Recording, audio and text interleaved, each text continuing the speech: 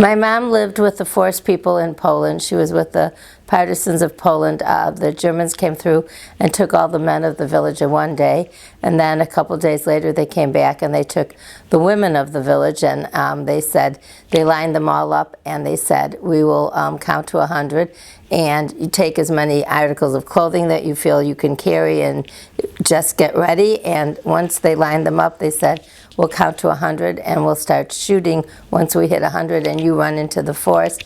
My mother and her sisters and her mother were all lined up, and there was a baby in the family, and my mother and her sister took the baby, one each hand, and her other sister and her mother were near her, but as the gunshots started firing, she saw her mother go down, and her other sister, she doesn't know what happened to, but they were both shot.